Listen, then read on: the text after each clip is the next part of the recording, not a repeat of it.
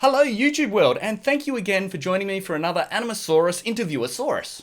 Today I'm very lucky to have with me Mike. Mike, do you want to just give everyone a quick overview of who you are and who you work for? Sure. Well, yes, Kim. Firstly, thanks very much for having me and having me on the video cast. I really appreciate the opportunity to speak to you and your viewers. So my name's Mike Aldrich. I'm the representative for Toon Boom animation for Australia and New Zealand. So I work with studios and schools and freelancers and everyone who's involved in the world of Toon Boom and 2D animation and 3D and games. And I'm sort of like the squeaky wheel for the Australian New Zealand Toon Boom operators for sort of international connections and also connections within Toon Boom for all their software needs, for any servicing, and obviously also support as well. So you're the go-to person for anything Toon Boom. You weren't always that go-to person, so let's go back to quite a long time ago, where you sort of started off, because you started in an industry that's not really related to the art, to I guess you'd say creative arts, but it was arts based. You did start off working with like musicians. Is that right? That's right, yeah. So I was one, or I am one, but I was never good enough. So no, I was. It's funny though. It is all in the same theme. I've worked in the creative industry, I guess you could say, for 20 years, 25 years. It shows how old I'm getting now. But and there's a lot of similarities in all the jobs I've done. But yeah, I started off with Sony Music. I was there for 8 years, and I did every sales job from the phone salesperson right up to the sales manager, and then flipped into publicity and artist relations, and moved up to Sydney and did all the publicity for Epic Records. So I worked with some unbelievable international and local artists. So it was great fun. And then there was a huge disruption in the music industry the year after I left, or the year before I left, where the iPod came in and Napster came in, and suddenly the world changed in the music industry, which is kind of similar to what's happening now with Netflix and the broadcast industry. So I decided to get out of music and moved overseas and got into television. Hey, went off for a working holiday, basically. I did. I actually, an itch I needed to scratch. My wife and I, we were always wanted to travel, and so we just quit our jobs and left and landed on my sister's couch in London, which a lot of Australians do. And after bumming around for a year trying to get a job in the music industry, I stumbled into the television industry, and I've been in that side of the industry ever since. What was the television industry like over in the UK then? When you stumbled into it, how did you feel about getting into television, and what was the sort of scene like that you were working in?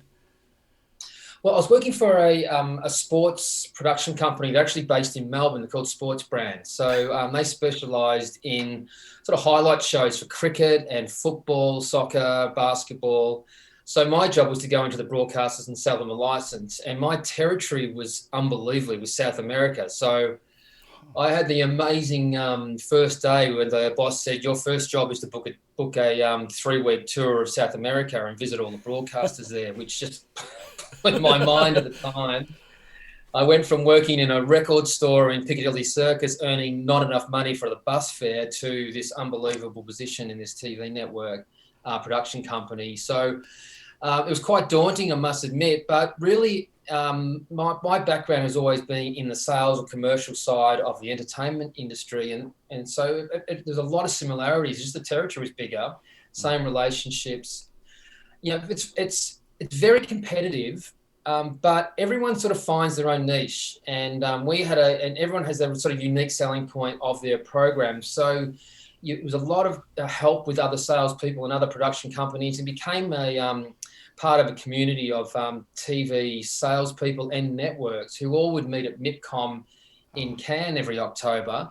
And there's maybe 3,000 or 4,000, 5,000 people turn up, but it feels like a small world because everyone knows each other, and kind of became part of that world and understood what it takes for a successful program to pop on a network internationally, and also blown away with how similar every territory is. Like every territory in the world's got a Channel 9, 10, 7, Foxtel, Netflix. Audiences are pretty much the same worldwide, slight differences. But if you have a program or an idea that works in one territory, there's a fair chance it'll work in all territories. So it opened my eyes up to a whole world of possibilities, which is what I do now, is really trying to get production people who are really central, so they got their focus on Australia, that see that there's a lot of opportunities worldwide, and then helping them cross that bridge, and get them out into the world.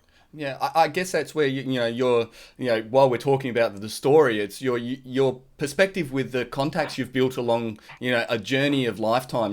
Going to these places, you've actually built up a good network of people that, like you said, since the industry itself is very similar across all these networks, there's so many people in all of those places which are still clamoring for content now, which they can actually just disperse. That's right. Yeah, and I mean it's now in the last 12 months working animation and animation producers, and then working with Toon Boom to help with software needs for production studios. You meet a lot of creative people, and there's no shortage of fantastic ideas, but it just seems like a huge gap between the coming up with an idea and then making it commercially viable and getting it out to the right people.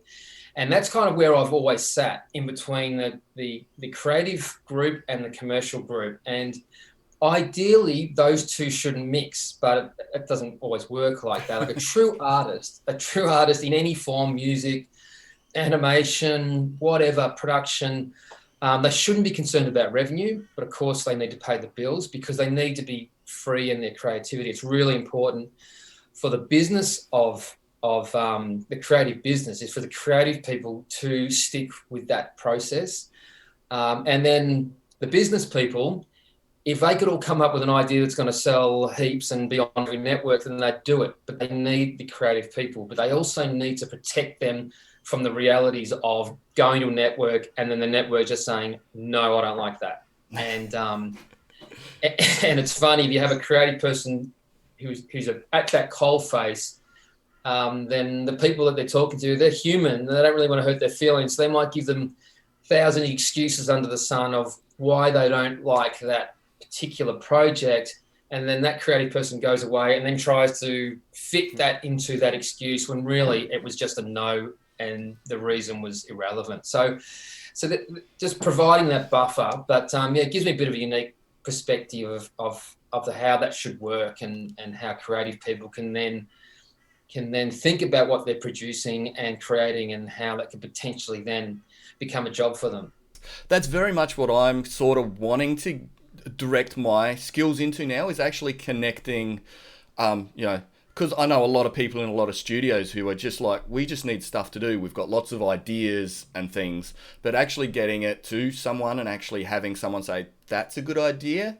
I know I kind of feel there's definitely a need for people like what you're saying, who just actually can connect the two together. Well, the key two questions anyone should ask, if you're in any level of creative industry, number one is who's paying for it. It's the absolute most important question you've got to ask yourself, because in the end, that's how you work in this industry. As I said, true artists shouldn't have to worry about the commercial aspect of it. But, I see a lot of commercial creative people come to me and say, I've got a fantastic idea. And I go, great. Who's paying for it? So they might say, oh, look, Screen Australia are going to give, some production tax incentives, and go, okay, well, that's 30%. Where's the 70% coming from? And I said, well, the network's going to pay for it. So, well, they're not actually paying for it. It's the advertisers are paying for it. And it's not the advertisers are paying for it. It's the guy who's buying the Big Mac at the end of the whole chain, who's funding the advertiser, who's funding the network, who's funding you. So you've got to think about that inch of that chain, that audience member. And so if you've got a creative idea, and you think, okay, forget about all the in-betweens, that person who's going to view it, are they male, female, what's their age, what are they actually doing when they get home? Are they turning the TV on? Are they on their phone? Are they reading a book? Are you actually going to get to them at a big enough volume that they're going to buy enough Big Macs that McDonald's are going to sponsor the show on the network. He's going to pay you. So that's a big question that creative people have to ask themselves. But the problem is that if they do that, then they can start to compromise what they're doing. So they've got to stay true to what they're creating. But they do have to have an eye on the audience of who that is going to end up watching it. With just from another perspective, do you see a lot more like smaller teams, like people of 2 and 3 who actually mesh really well together? One of them is the creative one and one of them is the business minded one. Do you see a lot of like small teams, especially with 2D animation or smaller productions, actually coming to you going, they sort of work better as a group, or they can get stuff produced better? Definitely. And I won't give you specific examples, but there are people who I've worked with who are exactly that. They are yin and yang. They are, they're the opposite personalities. One's business headed, one's creative. They are the perfect mix in a big company or small company, because there's what you need creative people to do is have heaps of ideas. They say one, and I always go back. It was the Everly Brothers, or one of the bands, one of the older bands, always said they had 5 hits for every 100 songs they wrote, and that's true in any creative process. You've got to just keep that muscle going. Have an idea a day, put it down, move on to the next one, because it's going to be the 1 in 20 that may pop. And then you need to have a commercial person who can go to the right people and say, okay, here's 10 ideas, and then they can say, without having to worry about hurting feelings, go, no, maybe. And the maybe's like, okay, well, let's explore that. Why is it maybe? And what is the audience? What maybe do we need to tweak? And then you can go back to the creative person and say, we don't want to change it, but if we can address this issue, then we've got a deal here. And then let the creative person come up with the solution of that. And it might be something like, okay, there's too much swearing in it. So rather than just bleep out the swearing, can we do that creatively and invent words to replace a swear word or something? It's just something as an example. Yeah. So yeah, it's a good team to have, to have a business and a commercial together. The second point, you got me on the roll. The second point is once you've got the deal, is how to make a profit, because we're all in it to make money. It's not so much to be rich, but to be able to then make the next one and the next one and have a career in the industry. So, but making a profit is crucial, obviously. Not just paying you and breaking even, but actually trying to claw back a little bit so that you've got a bit of seed money for the next project. So being efficient is hugely important. So you need to protect your margins as much as possible and do an absolute root and branch audit of everything you do. So if you get a project, you don't go out and buy a brand new espresso machine. You buy the tub of Nescafe and you try and that's where ToonBoom have come in, and that's why I'm involved in ToonBoom, because the efficiencies that they have on all their softwares, that's where you start to protect that margin and that profit. And it's not just software; it's on crew, it's on management. But yeah, that's a big part of what ToonBoom do, is help people who actually get the deal then make it profitable. Yeah. Well, we're on a roll now. Since we're on a roll, and you've led into ToonBoom, because there's you mentioned one of the softwares. You've got Harmony, which everyone knows, but you also mentioned Storyboard, which has just come out, and Producer. Yeah, so it's unbelievable timing talking to you. So we released the new version of Storyboard Pro today. So it was last night. It was Montreal time, I think 9 or 10 o'clock. So at night our time. So literally today, I'm about to go through the demo myself to watch it for the first time. So it is that fresh. It's called Storyboard Pro 20. The last one was 7. So we haven't skipped. We're just following the year. So we just jumped ahead to Storyboard Pro 20. Oh. But yeah, that's launched today. So I encourage everyone to jump on the ToonBoom website, and it's on the opening page. It's the first little panel there. You can have a look at it. But there's a whole heap of new features and great new efficiencies I spoke about. It's the leading storyboard software in the world, in our humble opinion. But yeah, it's just launched today. It's very exciting. Like you're saying, the main focus for what the storyboard suite the ToonBoom suite of software is about efficiency and actually making the pipeline process as clean and as efficient as possible. Exactly, yeah. And so the other product that we just released, it's only about 5 or 6 weeks old, is Producer, which has been in development for the last 2 years. We've been beta testing it with a few studios around the world, including a small studio in Melbourne, who you spoke to recently. And that is all about efficiency. So it's a production tracking and asset management software, which you set up your whole pipeline. And I know there's quite a few in the market. This one is very, very simple to use. You put in all your users. They have unique profiles and access, so you can control your pipeline much easier. Makes things a lot quicker, which can be great for small studios and who wear many hats. There are many small studios, and they do the writing and the voiceover and the animation.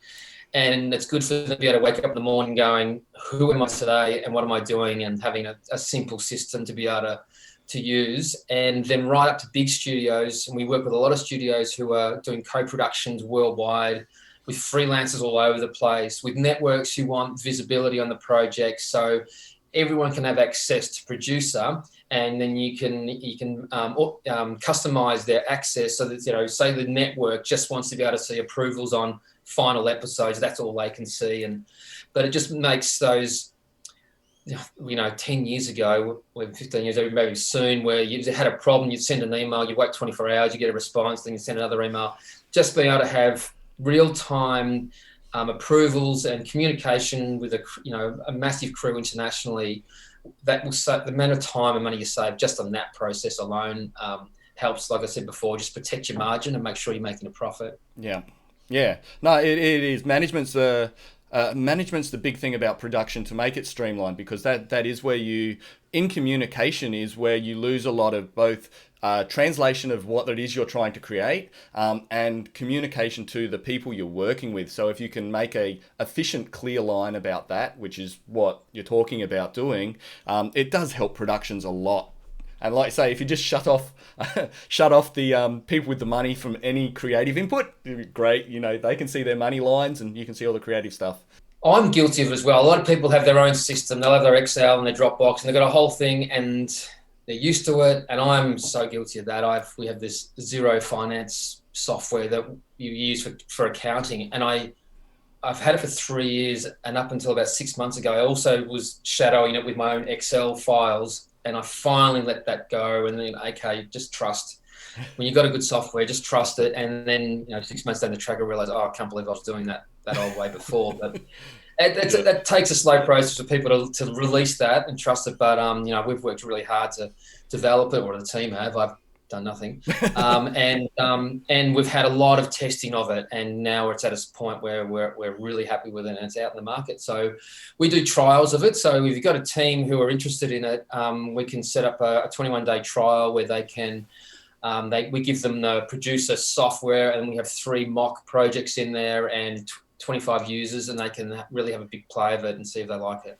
Well, we did get away from where we were starting off with, which was when you were in London. Yeah. Yeah. So from London, you spent quite a long time there. Like you said, was it 6-7 years there?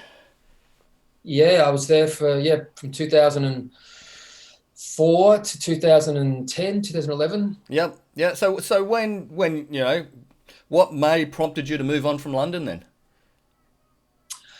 My sister was living in Amsterdam, and I loved the city, and we always wanted to. One of the dreams of our traveling was to live in a foreign country for at least a year, and London just felt like Australia, but at mum's place kind of thing. So, but to live in Amsterdam was a huge aim. We got our passports, our British passports, which allowed us to work in Europe. And then we worked in Amsterdam, worked for another production company called FCCE, who made entertainment. But one thing I found, or now I remember the original question you asked me about some of the things I saw there and how we saw ourselves in the world, was that Australian production companies really punch above their weight internationally. And a lot of networks will look to Australia as a testing ground for programs that could then work internationally, particularly because we have we reflect the UK and US society in a lot of ways.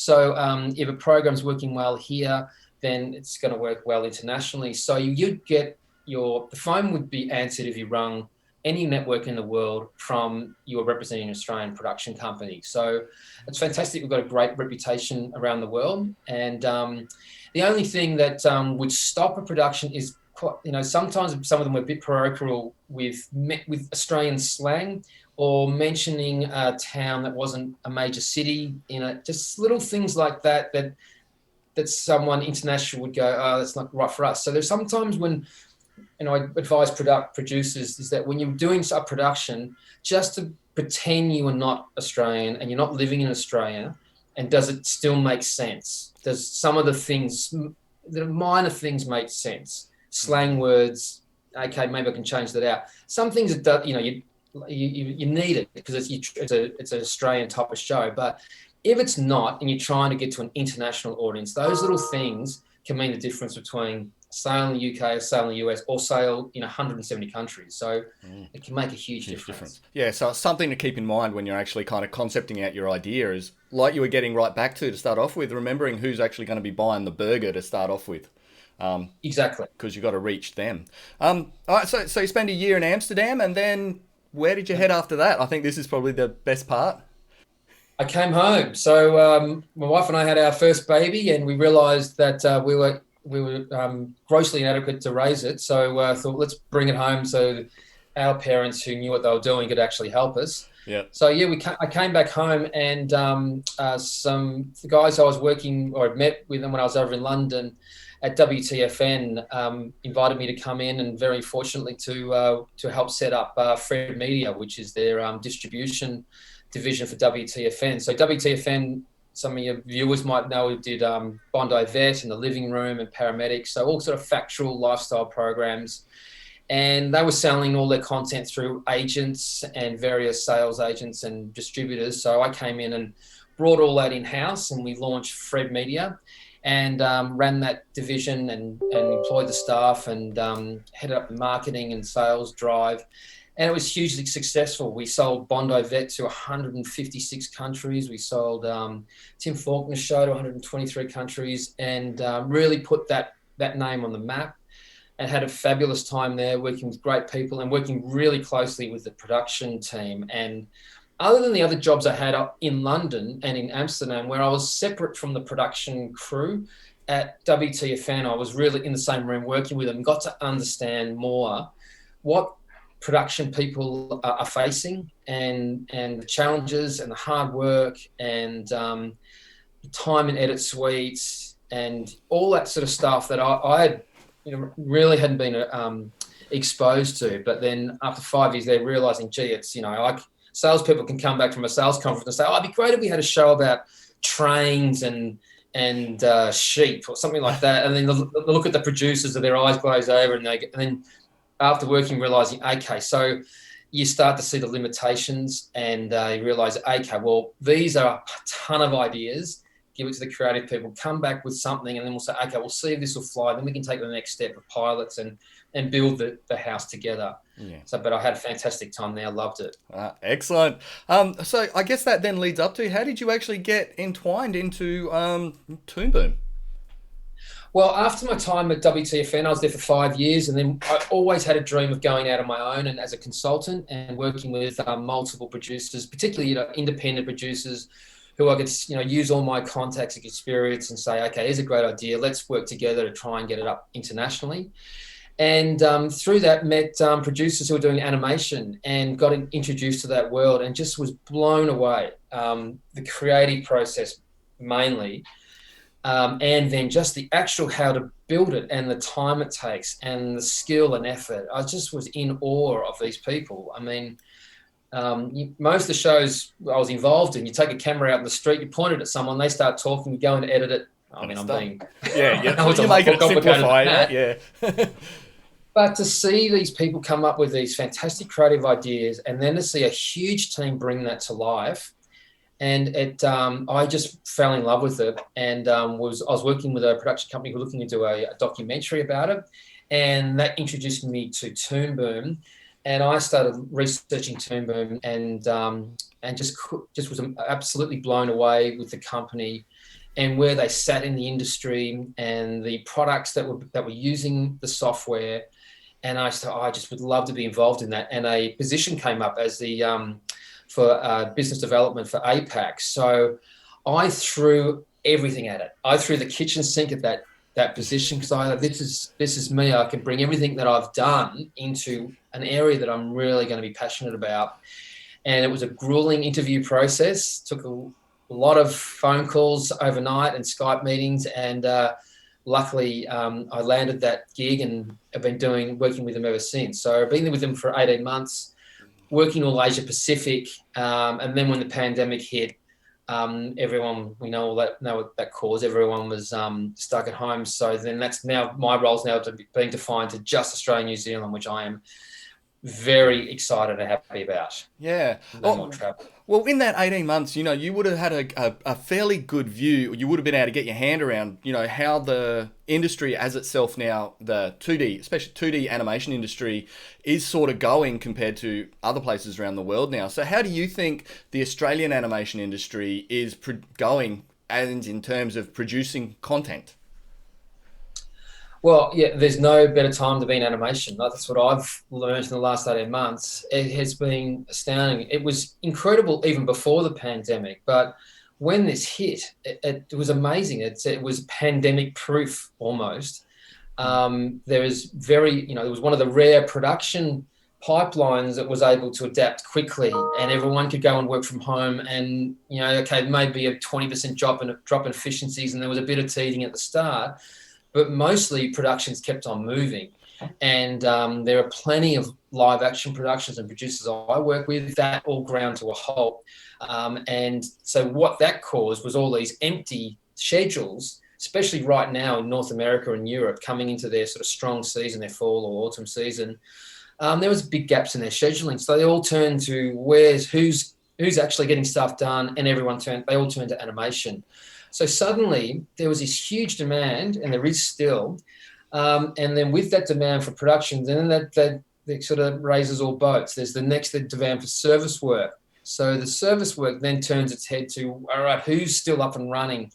And some countries adapted really well. Some, are still in a lot of strife with it. Australia, New Zealand has managed it incredibly well, and absolute beacon for the world. In Melbourne, yesterday, we've had 0 cases, 0 in hospital, no active cases. It's extraordinary. So the rest of the world are looking to Australia as definitely a destination for location filming.